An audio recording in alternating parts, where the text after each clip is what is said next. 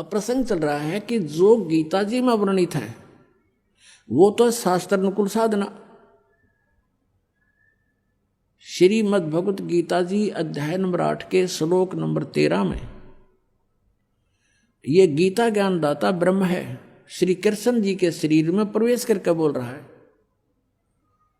और ये कह रहा है कि ओम इति एकाक्षरम ब्रह्म व्यवहारन माम अनुसमरण ये प्रयाति तदंदेहम स याति परमाम गतिम।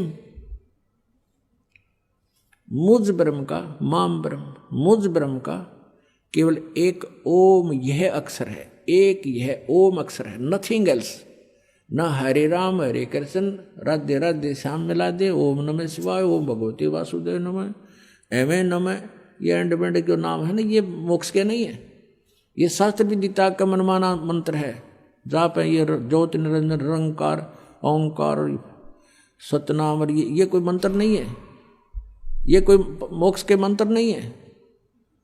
और ये सतपुरुष अकाल मूर्त सब स्वरूपी राम, और भी पता नहीं कितने अटपट के मंत्र, जितने मुंह उतने मंत्र दे रखे नहीं।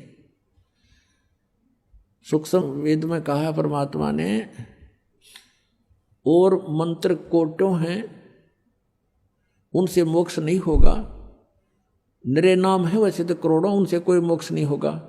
मोक्ष का तो एक ही मंत्र है। जैसे ब्रह्म तक की साधना का ओम इति एक अक्षरम ब्रह्म व्यवहारण माम अनुसमरण यह प्रयाति तदंदेहम सयाति परमाम गतिम। मुझ ब्रह्म का केवल एक ओम अक्षर है, और जो इस नाम का जाप अंतिम श्वास तक यानी मरते दम तक इसी का उच्चारण करता हुआ शरीर त्याग कर जाता है, सयाति परमाम गतिम, वो ओम नाम से मिलने वाली परम गति को प्राप्त होगा। ओम से मिलने वाली परम गति कौन सी है? ब्रह्मलोक प्राप्ति होगी। ब्रह्म की साधना से, ओम नाम के जाप से ब्रह्मलोक प्राप्ति होगी। जो श्रीमद् देवी भागवत 7वें स्कंद में दुर्गा देवी जी स्वयं हिमालय राजा को बता रही है। गीता प्रेस गोरखपुर से प्रकाशित सचित्र मोटा टाइप, केवल हिंदी, पृष्ठ 562-63 पर। उसमें क्या बता रखा है? पहले तो वो अपनी साधना के विषय में बताती है कि मेरी साधना करनी है तो ऐसे कर, लेकिन ये मोक्षदायक नहीं है। तो उस ब्रह्म का क्या स्वरूप है वो बताया जाता है। उसका एक ओम नाम है, उसका ओम नाम जाप करो और सब बातें छोड़ दो और कोई पूजा नहीं करनी। और उसको यानी ब्रह्म को पाने का टारगेट रखो, उद्देश्य रखो।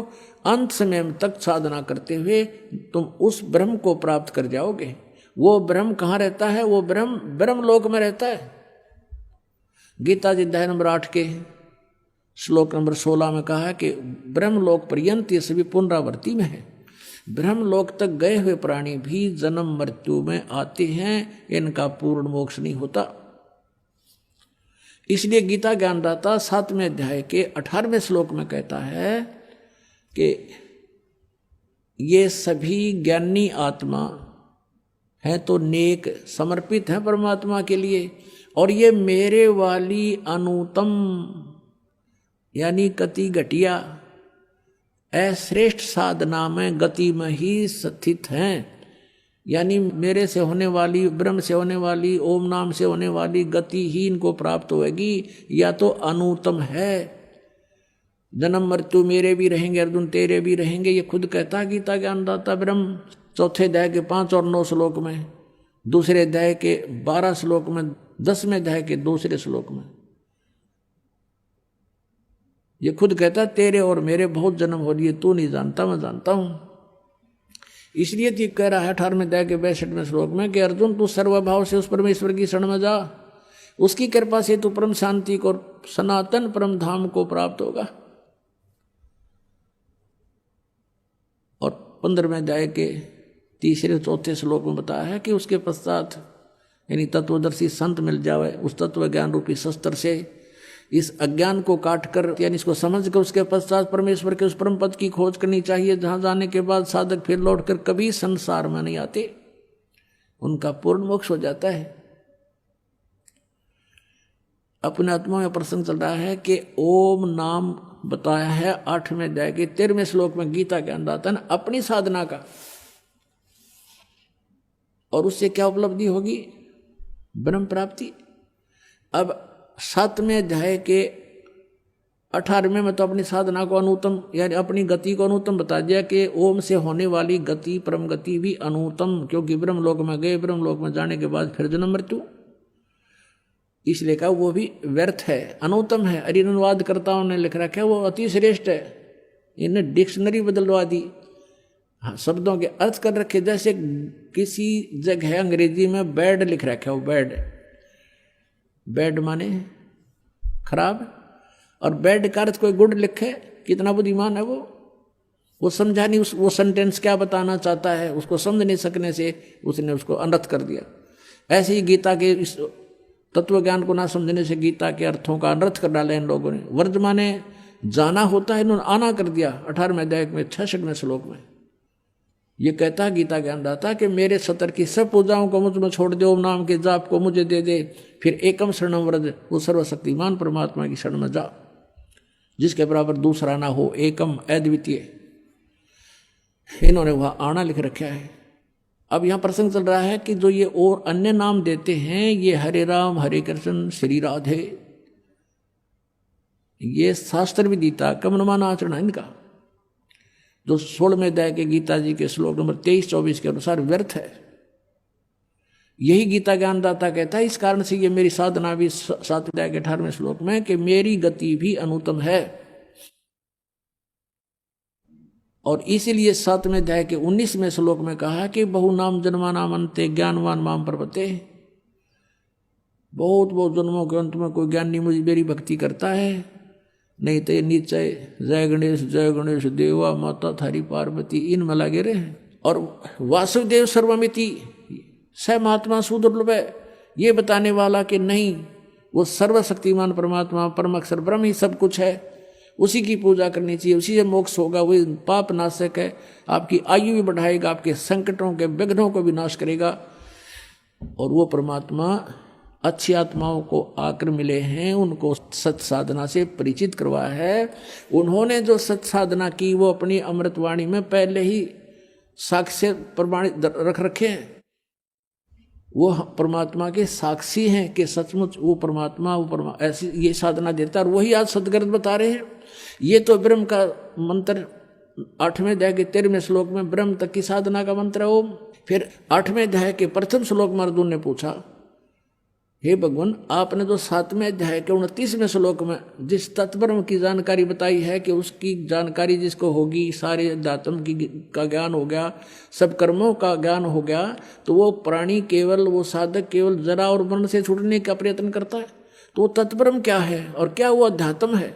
8वें अध्याय के 3रे श्लोक में गीता ज्ञानदाता ने कहा कि परम अक्षर ब्रह्म है। अब 8वें अध्याय के 5 और 7 में तो कहता है मेरी भक्ति कर, मेरा ओम नाम है, मुझे प्राप्त होगा, लेकिन युद्ध करना पड़ेगा, शांति नहीं हो सकती, जन्म मृत्यु तेरी रहेगी मेरी भी रहेगी। 8वें अध्याय के 8, 9, 10 में तुरंत कहा है कि उस परम अक्षर ब्रह्म की साधना करनी है तो उस तत्वदर्शी संतों को पूछो, फिर उसकी भक्ति करने वाला उसको प्राप्त हो जाएगा। और फिर 15वें अध्याय के 1 से लेकर 4 में कहा कि उस परमेश्वर की उस परम पद की खोज करनी चाहिए, फिर जहां जाने के बाद फिर लौट कर कभी संसार में नहीं आते। उसका मंत्र क्या है, उसके लिए उसने ऑप्शन छोड़ दिया कि तत्वदर्शी संत उसके डिटेल बता सकते हैं। 17वें अध्याय के 23वें श्लोक में कहा है ओम तत्सत इति निर्देश है ब्रह्मणे त्रिविध समर्थ है, सचिदानंद घन ब्रह्म यानी परम अक्षर ब्रह्म के पाने की ये 3 मंत्र की साधना है। अब 3 मंत्र की साधना है, जैसे हमने हैंडपंप लगाना है तो हैंडपंप लगाने के लिए जो प्रयत्न है वो पूजा नहीं, पूजा तो जल की कर रहे हैं जिस जो हमने ढूंढना पाना है, तो वो जो साधनाएं हम करते हैं ये साधना तो ये समझ लो ये पूजा नहीं है। कोई नो के ओम नाम का जाप देते हो और उधर से ओम तो काल का जाप है। अब हमने क्या करें, लो तो लोहे कट्या करें, लोहे से लोही कट सकता है। तो हमने अपने उद्देश्य को पाने के लिए यह लिखा है कि ओम तत्सति निर्देश है ब्रह्मणे त्रिवेद समर्थ है। ओम ब्रह्म का, सर्वपुरुष का, गीता जी अध्याय नंबर 15 के श्लोक नंबर 16 और 17 में 3 पुरुष 3 भगवान बताए। पुरुष माने प्रभु। पुरुष इसलिए का मनुष्य को क्योंकि परमात्मा पुरुष जैसा ही है, वो पुरुष है, हम डुप्लीकेट पुरुष हैं, हम उसके उस जैसे होने से हमें भी पुरुष कहने लगे। वास्तव में पुरुष माने परमात्मा प्रभु। पुरुष कहो ब्रह्म कहो तो यहां कहते हैं सरपुरुष अक्षर पुरुष। गीता जी अध्याय नंबर 15 के श्लोक 16 में 2 पुरुष 2 प्रभु बताए हैं, एक सरपुरुष एक अक्षर पुरुष। ये सरपुरुष है, ये 21 ब्रह्मांड का स्वामी, ये ब्रह्म, सरब्रह्म कहो इसको। ये ब्रह्म है 21 ब्रह्मांड का स्वामी। एक ब्रह्मांड में जो व्यवस्था है इसकी 21 ब्रह्मांडों में ऐसी ही है, लेकिन उन अन्य में प्रलय है। जब इसमें प्रलय होगी तो इन सब जीवों को दूसरे में ले जाएगा, वहाँ धीरे धीरे ऐसे सृष्टि बनेगी, फिर उसका अंत होगा, फिर तीसरे में ले जाएगा, ऐसे ये पूरा घुमाता रहता है। लेकिन ये एक ब्रह्मांड के अंदर संचालन अपनी सारी सृष्टि का करता है। तो 21 ब्रह्मांड है इसके पास। और जो अक्षर पुरुष है उसको परब्रह्म भी कहते हैं। उसके 7 शंख ब्रह्मांड हैं ऐसे ऐसे। और जो तीसरा 17वें श्लोक में जो 15वें अध्याय में कहा कि उत्तम पुरुष है तू अन्य, 16वें श्लोक में गीता जी अध्याय नंबर 15 के श्लोक नंबर 16 में जो 2 पुरुष कहे हैं, सरपुरुष और अक्षर पुरुष, इनसे कोई अन्य है वो उत्तम पुरुष, श्रेष्ठ परमात्मा, वो परम अक्षर ब्रह्म है और वही परमात्मा कहा जाता है। और उसके पाने के लिए अब उस परम अक्षर ब्रह्म की वही तीनों लोकों में प्रवेश करके सबका धारण पोषण करता है, वो परम अक्षर ब्रह्म है। अब गीता जी अध्याय नंबर 17 के श्लोक नंबर 23 में कहा कि उस सच्चिदानंद घन ब्रह्म की साधना का ओम तत्सत इति निर्देश है ब्रह्मण त्रिवेद समर्थ है। ब्रह्मण माने उस परम अक्षर ब्रह्म का, सच्चिदानंद घन ब्रह्म की साधना का केवल इस 3 मंत्र का के जाप का निर्देश है। निर्देश का मतलब है फाइनल फैसला, नथिंग एल्स, डायरेक्शन है ये, इसके अग्रम मग्रम नहीं है और कुछ नहीं। ओम तो ब्रह्म का, ओम को सरपुरुष भी कहते हैं। ये सरपुरुष का हम अपनी संत भाषा में हमारे महापुरुषों ने इसको क्षर पुरुष का, अक्षर, और एक अक्षर जो नाश ना हो उसको अक्षर बोलते हैं, तो क्षर और अक्षर। लेकिन इस अक्षर पुरुष को यहाँ अक्षर पुरुष इसलिए कहा गया कि इसकी आयु बहुत लंबी है, लेकिन इसकी फिर भी मृत्यु है। इसलिए तो कहा है गीता जी अध्याय नंबर 15 के श्लोक नंबर 16 में कहा है कि सरपुरुष और अक्षर पुरुष ये 2 भगवान हैं, 2 पुरुष हैं। इनकी और इनके अंतर्गत जितने प्राणी हैं ये सब नाशवान है। जीवात्मा तो किसी की भी निवृत्ति का देह की, ना कुत्ते की, ना सूर की, वो तो बात ही सेपरेट इशू है। लेकिन हम जो प्राणी रूप में हैं ये सबकी मृत्यु होती है और इनकी भी मृत्यु होती है। इसलिए 17वें श्लोक में 15वें अध्याय के में गीता जी में कहा है कि उत्तम पुरुष तो अन्य, उत्तम पुरुष है, उत्तम पुरुष, पुरुषोत्तम यानी सही भगवान तो इन दोनों से भी कोई और है, वही परमात्मा कहा जाता है। और वही तीनों लोकों में प्रवेश करके सबका धारण पोषण करता, वो है अवैश्वर, वो है अविनाशी परमेश्वर। और उसके पाने की ये 3 मंत्र की साधना है। ओम सरपुरुष का, और तत् ये अक्षर पुरुष का, ये सांकेतिक है तत्। ओम तो सार्वजनिक है, तत् और सत्य गुप्त है। तत् और सत्य यानी कोड वर्ड है इनमें, ये दास के अतिरिक्त इनको कोई नहीं बता सकता।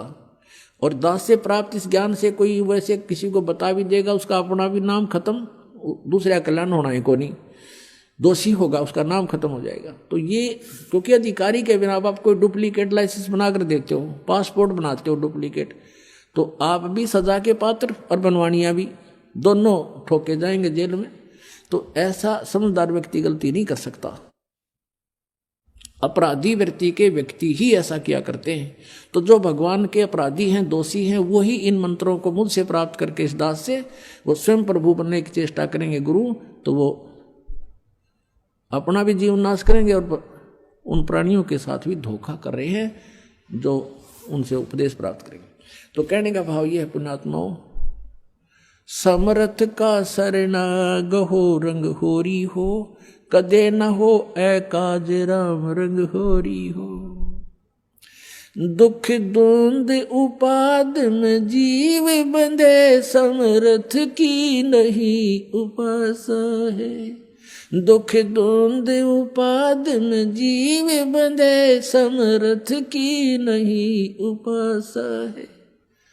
इस दुख द्वंद में, उपाद में, बकवादा में सब जीव लगे हुए हैं, उस समर्थ की पूजा नहीं करते हुए। समर्थ का शरणाग हो, रंग होरी हो, कदे न हो ए काज राम, रंग होरी हो। बोलो सतगुरुदेव।